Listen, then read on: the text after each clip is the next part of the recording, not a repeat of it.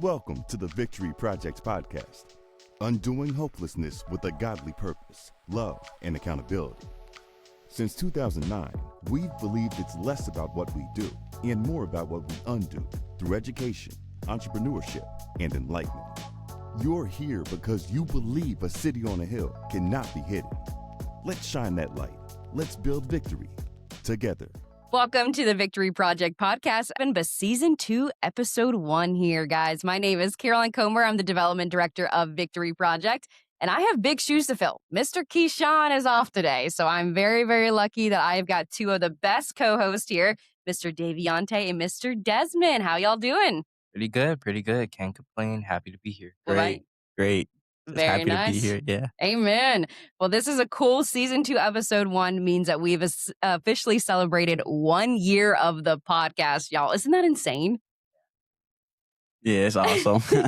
Now, Des, I've got to ask you, you were part of episode 1, season 1. How does that feel to be here now in season 2? I mean, it feels surreal. I mean, going back on our first episode, you never expect how far we've grown and what impact we've made. So I'm really proud of all of us. Amen. Now, if y'all didn't know, to celebrate this podcast, we're listing off the top 10 countries around the globe, okay? So we've got listeners in the United States, Vietnam, Hong Kong, India, Germany, Spain, Singapore, United Kingdom, France, and Japan. Daviante, your voice is heard over there. Is that insane? Yeah, it's pretty awesome, actually. I mean, that's insane, especially when I was in high school. My voice is not anywhere outside of Maryland. So it's like, guys, that's a huge accomplishment. Congratulations, sincerely. And joining us for this episode, we have Barbara Stonerock here with us, Vice President of the Community Engagement at the Dayton Foundation. How you doing today, Barbara? Good afternoon. Really well. Thanks for having me here today. Absolutely. We've got a quick little bio to read. So Barbara leads the team responsible for community engagement strategies, including grant making, impact initiatives, and nonprofit services. Barbara joined the staff of the Dayton Foundation in 2005 as a legacy partner program development officer and now serves as the Vice President of Community Engagement. Now, her career includes 7 years as the Executive Director of the Arthritis Foundation, Dayton Branch, and Vice President of Development for the Cancer Prevention Institute. Barbara, my goodness, I'm out of breath.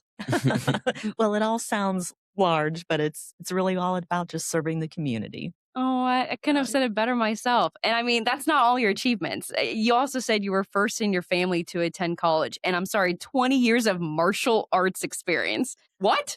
Yes, I really credit that martial arts experience with giving me confidence and leadership ability, learning humility and how to de-escalate situations and find common ground between two people who may be bumping into each other. That is awesome. And it's really crazy to hear about martial arts because not many people around this area know about it. So it's pretty crazy to hear that you have 20 years experience of it. That means you better be nice to her. Yeah. So, Miss Barbara, what early experiences or influences ignited your passion for community service and played a pivotal role in shaping your current career path? It was entirely accidental, Desmond, I have to say. I was roommates with a woman who was the treasurer of the Arthritis Foundation, and she dragged me to the 5K run, Jingle Bell Run, to help her count money at this charitable fundraising event. And so I counted the money and got the free t-shirt, and then she started dragging me to more and more things, and I just went along. But as I saw the service to people and the programs that the Arthritis Foundation offered, it started because my family wasn't involved with nonprofits or charities. We just didn't grow up that way. We went to church. That was kind of our charity, if you will, a little bit of giving there. But it just started occurring to me, oh, this is a career. This is a career field I might be interested in. And coincidentally, I was at the time working for Reynolds and Reynolds in the sales division. And they were offering me a position in Atlanta. And at the same time, the Arthritis Foundation executive director was leaving and said, you should apply for this position. And so I was thinking, do I want to go move to Atlanta and make a lot of money selling computers?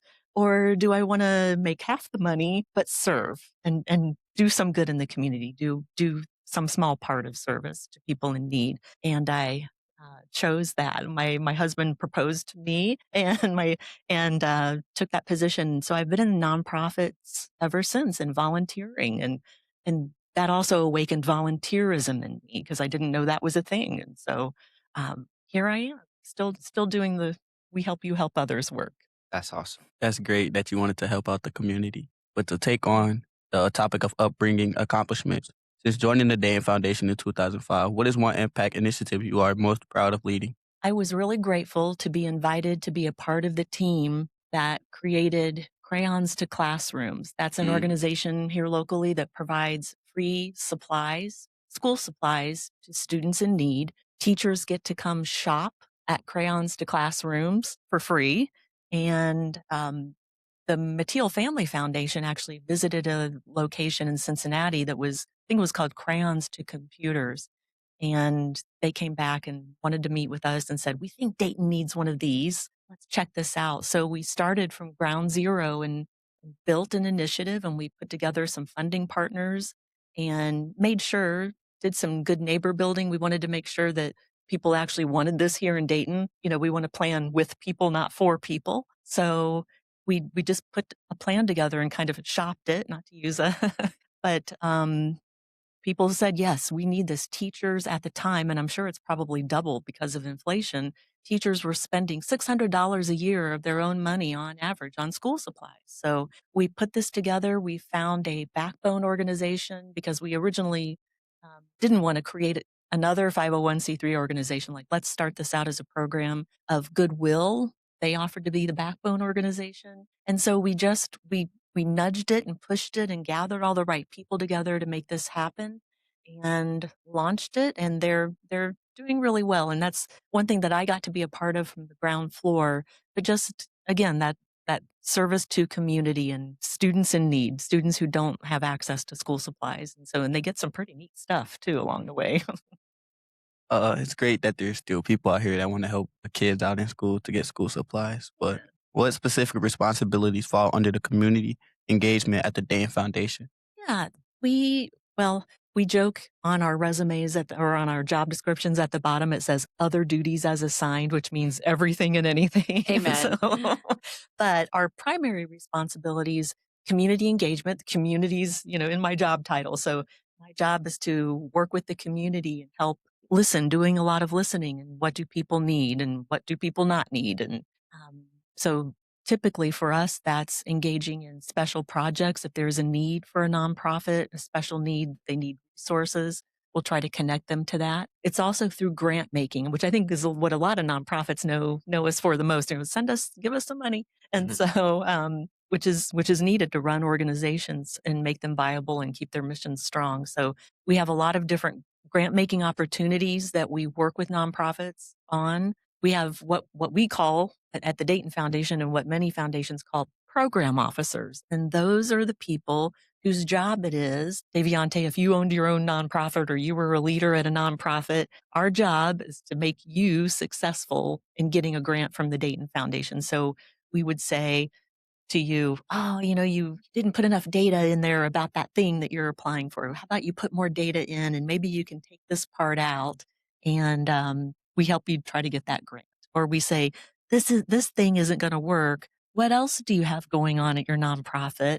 How can we help you make sure you're applying for the right thing for our grants committee? We have a grants committee made up of community people who, because we're a community foundation, we are arts, environment, animals, health and human services, kids, faith-based organizations. And so we, try to make sure they have good knowledge and intel of the communities that they're making good decisions with the grant dollars. So grant making is a big thing. Special projects, community initiatives, but we like to think of ourselves as connectors and bridge makers. So if somebody says, I really need a strategic plan, yeah, we can maybe give you a grant for that, but we need to connect you with someone who knows how to do that too. Or our board needs training or our board needs fundraising help because they don't want to do it. How can we help your nonprofit? So it's mostly our department engaging the community. Our main goal is to help nonprofits do their missions better, faster, more efficiently, serve more people. As one of the grant writers here at the Victory Project, I get a lot of those emails saying, can you add this and can you do this? But I love it because you're right. It helps tell the story in a Yeah, much more powerful way. And exactly. that's why I love your slogan of we help you help others, Yes. because we are sincerely at Victory Project. We are so thankful for the Dayton Foundation's partnership, advocacy, support. You are a community foundation. And I think a lot in like there's so many good foundations across the country, but there is a difference between being a community foundation and just a foundation. Why is that important to the Dayton Foundation to be a true community foundation? Well, community foundations are place-based. And again, it gets back to what does Dayton need? That looks different than what Philadelphia needs or Minot, or any other city across the community, across the country. We like to think that we and our volunteer leadership have our ears open and that we're doing a lot of listening to know what our community needs. And we will get approached sometimes by other foundations nationally, and they'll say, we want to come in and do this thing. And I said, well, are you invited? Have you done good neighbor building? Have you talked to the people that you're planning for? I mentioned this earlier. Are you trying to plan for or plan with here? And so community foundations are what they say. It's community. That's great. So since joining the Dayton Foundation and growing into the role of Vice President of Community Engagement, what accomplishment are you most proud of and why? Well, I would joke that my being there 21 years is of all of that hard work is kind of an accomplishment in and of itself. People don't tend to stay that long at organizations, and so I don't see it maybe not so much as an accomplishment, but 21 years of gratitude. I joke with my boss sometimes, thank you for letting me in today. I joke about it, but I truly mean it as I'm pulling on the door. Thanks for letting me help the community and be a small part of it. The Community Foundation, the Dayton Foundation, is over 100 years old. And one of our other slogans, it kind of goes with help you help others, is we're here for good.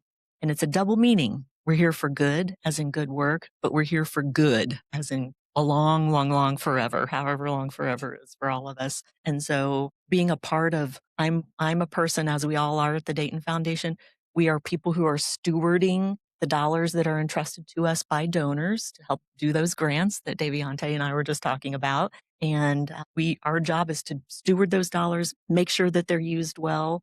And that to me is, I'm so proud of that and so grateful that I get to be a part of that.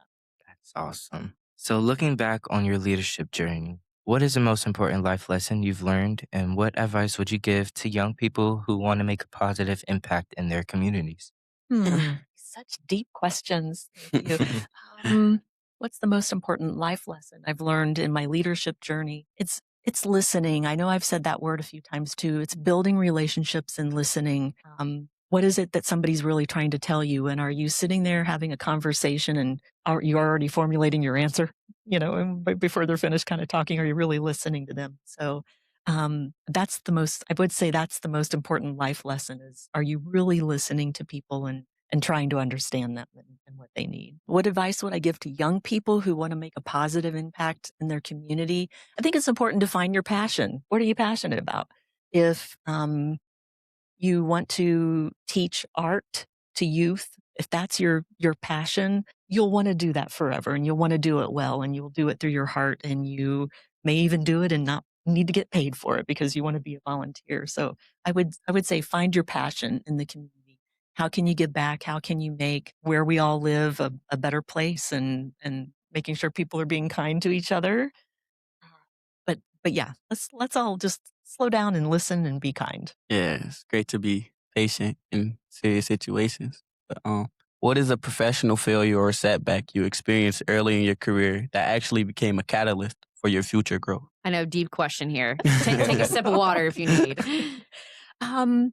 I don't know that I would call it a failure or a setback, but I was hired at the Dayton Foundation as a legacy program officer. And that was a program that we had at the time that was it was for nonprofits, small to medium-sized nonprofits who couldn't afford their own planned giving person.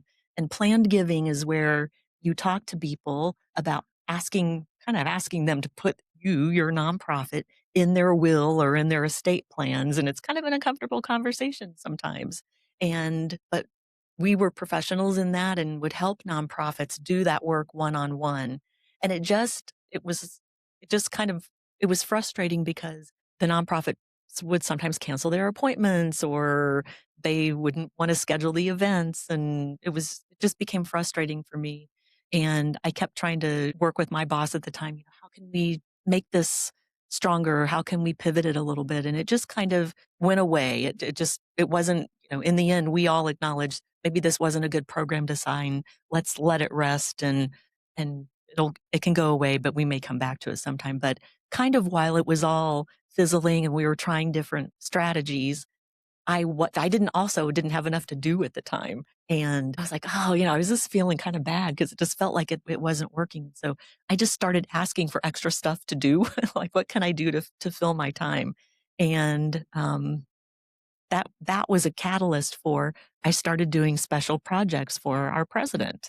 And the more we started doing special projects in the community and that initiatives kind of work, more and more organizations started coming to us. And so ultimately I ended up on the grant making side of the Dayton Foundation. And then a position was created for initiatives that I got to do. And so it was a little bit of that setback feeling that, this program didn't survive. But in the end, I was also glad that we took a risk and created something we thought would work and we admitted it didn't. But we were able to move on. And so that for me was also one of those good professional lessons. You can maybe take a calculated risk. If it doesn't work, you learn lessons from it and you move on. And in my case, I got to move on to grant making and even deeper community work with nonprofits. I love that because even as a development person to development, but also as our young men go out into the world, it's all relationship based. Yes. So especially as development, I literally sympathize deeply with you of having to make hard asks. But it's always easier if you actually have that relationship. It's not Sure. just a transaction between checks and dollars. It's a true friendship. You know what I mean? It is. And you're connecting people, in the case of all the many, we have 4,000 funds at the Dayton Foundation. And some of those are the funds that get carved off for the nonprofit grant making, but they want to be charitable. That's why they're here. And so we're connecting them with their passion. And they'll even call us sometimes and say, hey, who's doing good work with, young people, encouraging them to be leaders and you know where I'm going this. And you're like, Victory And I Project. say, we say Victory Project. Or they'll ask for a list of organizations that provide music education programs. And so, or they'll, sometimes they're a little more obscure, but we make those connections and connecting people who want to do good and with the dollars that they have for philanthropic purposes. We certainly don't let dollars lead our journey whatsoever. It's relationship building. Sure. So that kind of is our actually last question, wrapping up on the life lessons and growth is I sincerely love your guys' theme of we help you help others. So especially it sounds like your act of service goes way beyond your job title, goes way beyond your department. How do you encourage your own coworkers, friends, families to go out and serve others? It's that passion conversation again, right? Yeah. If we're talking, if I'm talking with a friend or talking with someone and you can see that there's something maybe missing in their life, do you volunteer? Is there a nonprofit or a charitable cause that's important to you? No, I don't know what that would be. Well, tell me about, what pulls at you and if you're watching TV or you're seeing something out in the community as you're driving by, what is it that bothers you or what do you think you want to change? And so I always love having those conversations, like helping them uncover what their passion is in terms of serving a nonprofit, either through volunteerism or if they've got a little money or they know how to do something or they can make something or build something for them. It's pretty cool. Yeah. That is amazing. So, I mean, especially you're celebrating our 1-year anniversary, y'all. Yay. So, with all these countries across the globe listening, we always like to ask, what is one thing that you want people to take away from this episode to remember? So, Davionte, I'll start off with you. I'm going to put you on the spot. What is one thing that you want listeners across the globe to take away? Stay positive and stay patient because hard times don't last, and always be astonished to work on your skills because it can build you as a person and make you a great person today. I love that. And you're turning 16 soon. Yes, ma'am. Okay. So how are you Congratulations. carrying that kind of method into your 16th year? Uh, I just want to build myself, be a better person to the community, and I want my voice to go out farther and farther. It's already across the globe. I don't know how much farther you get, but all right, Barbara, what's your one takeaway? What do you want viewers to remember? Listen, serve, and be kind. Why? Oh, you got to elaborate on that. Why? We talked a little bit about listening, and I think if people would stop and listen to each other, and it gets back to the martial arts experience. It's part of that humility, listening, being present for people, and understanding. I think if we all understood each other a little bit better through listening, and I like your patience, Deviante. I think that's perfectly in line. I think that would lead to being kind to each other. But serving your community, we all need to serve. We need to give back, and we need to connect our passion with community and make sure we're taking care of each other. I love that. All right, Des, what's your one takeaway across the globe? Remember, this is across the globe. So I'd say stay true to yourself, and then don't be afraid to speak out. Because if you have like a different perspective on a certain situation and you feel like your opinion can be heard and can make an influence and an impact on someone or something or whatever the problem is, don't be afraid to put yourself out there, because it'll just like reign over your own like potential growth and, like stop you from being able to do what you actually want to do or want to help with. I like that a lot. Especially, I think for me, what I'm hearing, especially on the act of serving others, is Micah 6:8 is really resonating with my life of just saying, I'm not called to be a development director. I'm not called to be a CEO of Victory Project. I'm not called to be a student. I'm called to be God's representative where you are, to act faithfully, to love righteously. So I am excited here about all your adventures of servanthood, because it doesn't matter where you are in Dayton. That's how you love one another, is how you serve one another, but how you are God's representative. I wouldn't be a terrible God's representative in martial arts environment. I'd probably lose my temper a little bit, not gonna lie. So that's an extraordinary journey on your end, sincerely. I never thought martial arts would help you with development. That's insane. Truly, you think it's about fighting, and it's the opposite. Right? It's the opposite of fighting. It's serving, listening, patience, humility. All right, so Des and Deviante, does that mean you guys are taking up martial arts? I box. You box? Yeah. Are you God's representative boxing? Yeah. He's like, maybe sometimes. What are you hoping to take away from boxing? I don't want to use my hands for like violence, but for protection. Yeah. Okay. What about you, Des?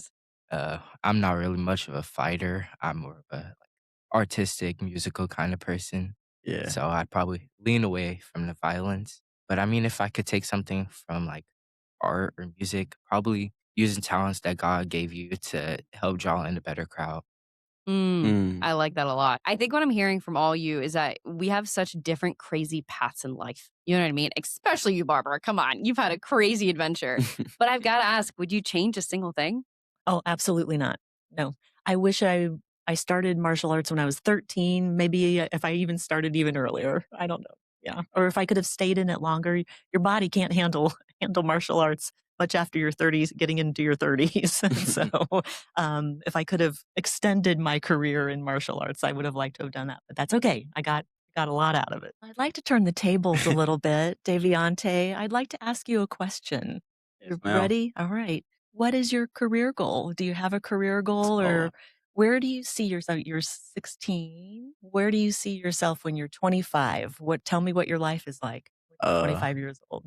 So right now, I'm really passionate about basketball. Really, been working on my game a lot, stay in the gym a lot. So, at 25, probably see myself either in the NBA. Which team? Chicago Bulls. In the NBA, playing for the Chicago Bulls, or if I slack a little bit, I'd probably go to the G League. Okay. Yeah. Good for you. Nice. So are you more of like Michael Jordan or a Scottie Pippen? Or Either. You're you? Probably I'd say about a John Morant or Bones Highland. Okay. Yeah. All right. Sounds good. All right. You've had time to think about that, Desmond, because I'm going to ask you the same question. You're 25 years old. Where are you? What are you doing? So right now, I'm really passionate about music, and I attend an art school, so I'm in the orchestra program there. So What instrument do you play? Sorry for interrupting. the viola, Oh, wow. Mm. Oh, yeah, beautiful. been playing it for about 3 to 4 years, and I just fell in love with it. I Oh, really want to pursue it as a career. So hopefully, I want to go to college to learn more about it and to be able to perform at my fullest. So by the time I'm 25, I want to be a part of a professional orchestra, but then also probably come back and help teach about the instrument. excellent. That's Excellent. I great. love it. That's great.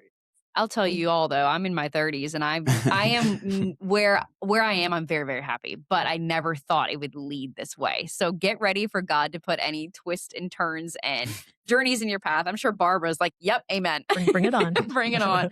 So Barbara, what does 2027 look like for the Dayton Foundation? We usually have a couple of initiatives going on at any given time. And initiatives for us are bigger, six-figure, multi-year dollars, highly partnered, systemic level change in the community. We've worked on a traumatic brain injury initiative in the past. Learn to Earn was originally an initiative of the Dayton Foundation, our P20 learning initiative. And we're spinning off a few things, and we'll have more dollars and more capacity to take on a new initiative. Again, I've talked about this. We're listening to the community right now. What are the big systemic needs, or we don't want to duplicate? So who's not convening around this? What needs to be convened? What needs some horsepower to make it go? And so we're looking into housing. The city of Dayton and Cure Violence Global are engaging in an initiative right now to reduce gun violence, especially among young people. And we're connecting a donor at the Dayton Foundation who's really passionate about, he reads the newspaper and it just makes him so sad. And he cries over, he wants to do good. He wants to help. And so the Dayton Foundation Grants Committee and this donor partner have made grant funds available so that when this kicks off, we're working now with the city to send dollars to help juice up that initiative and make it go. That's incredible because at the end of the day, I mean, this podcast obviously gives glory to God. It helps celebrate the Dayton Foundation, but also gives our boys an open mic. So genuinely, Barbara, thank you for your time today. Thank you. You have been such a blessing, and I'm so excited to see what the Dayton Foundation does in 2027. That's incredible. Thank you. And thank you guys, everyone, for listening across the globe. Again, all those countries listed, y'all have been with us for an entire year. You've been listening to Desmond for an entire year. But that is such an incredible journey. So if you guys are listening in any of those countries we listed, please go to our website, drop us a comment, send us an email. We'd love to hear how you found out about Victory Project in Vietnam, in Hong Kong, in Japan. That's incredible. So if you want to check out more of our previous episodes, go to Spotify, iHeart, Apple, Amazon, faithandfriendsradio.com, and YouTube. And stay up to date with the Dayton Foundation at daytonfoundation.org. And feel free to check out their quarterly newsletter called Good News. Thank you again, Barbara. Thank you. Take care and God bless. Thanks for listening to the Victory Project podcast. If you believe in changing lives through faith, discipline, and opportunity, then you're in the right place. Keep showing up. Keep being the light. Until next time, remember, victory isn't just a destination. It's a way of life. Learn more at victoryproject.org.